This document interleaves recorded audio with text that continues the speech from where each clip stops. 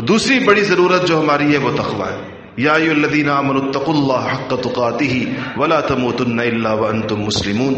یا ایھا الذین آمنوا اتقوا اللہ وقولوا قولا سدیدا.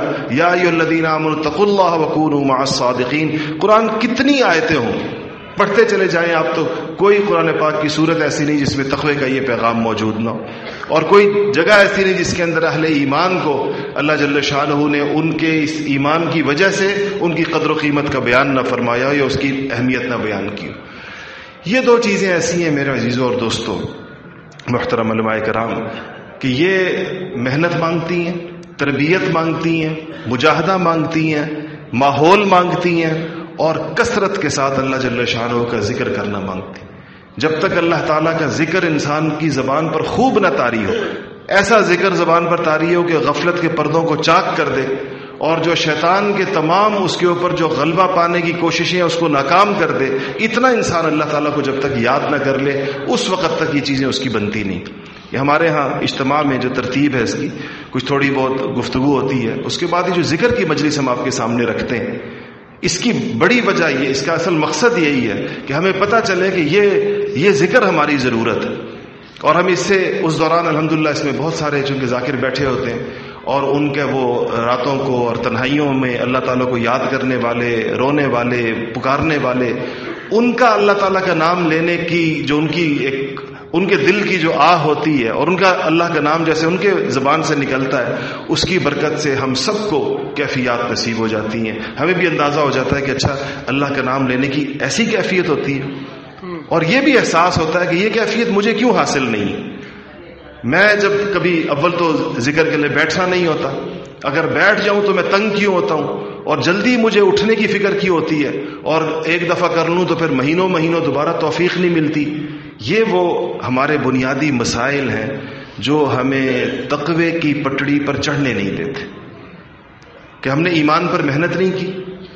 اور سچی بات یہ ہے میرے دوستو کہ ہم نے ایمان کو کوئی قابل محنت چیز سمجھا بھی نہیں. ہمیں نہیں خیال آیا کبھی یہ بھی کوئی محنت کی چیز ہے.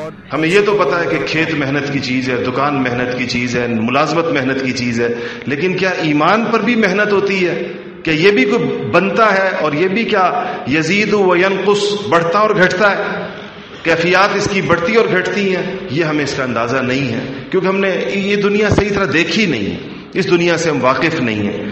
تو پہلی چیز اگر ہم آج یہ سمجھ لیں کہ ہمیں اولین جس فکر مندی کی ضرورت ہے، جس پر آج جب آپ یہاں سے جائیں گے اور اس ذکر میں خوب توجہ کے ساتھ بیٹھیے گا اور اللہ جل شانہ کو خوب دل سے یاد کیجیے گا، اس کے بعد آپ اس پہ سوچیں کہ مجھے اپنے ایمان کو بنانے کے لیے اور اس کی وہ مطلوب کیفیات حاصل کرنے کے لیے مجھے کیا کرنا چاہیے.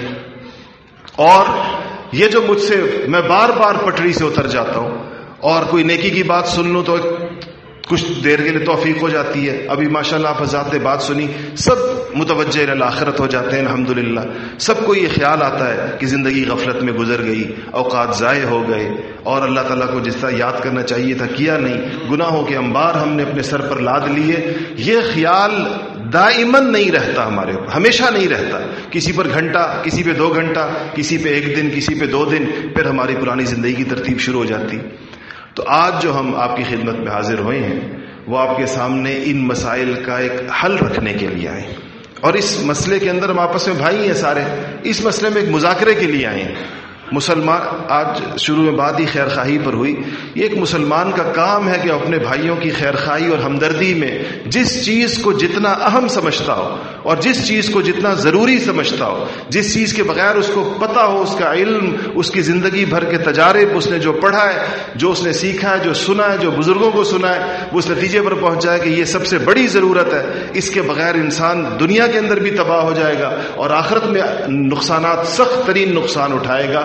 تو خیر خواہی کا تقاضا یہ ہے کہ یہ بات اپنے مسلمان بھائیوں کو پورے اہتمام کے ساتھ سمجھائی جائے، پورے اصرار کے ساتھ ان کو بتائی جائے. یہ خیر خواہی اور محبت کا اولین تقاضا ہے. یہ کیسے ہو سکتا ہے کہ ایک انسان کسی دوسرے کو نقصان اٹھاتا ہوا دیکھ رہا ہو یا نقصان کی راہوں پر چلتا ہوا دیکھ رہا ہو اور اس کو اس سے کوئی فرق ہی نہ پڑے، وہ اس کے بارے میں فکر مندی نہ ہو، اس کا دل ہی نہ کوڑھے اس کے اوپر؟ تو یقیناً اگر ایسا ہو تو پھر یہ رشتہ اخلاص کا نہیں، یہ رشتہ خیر خواہی کا نہیں.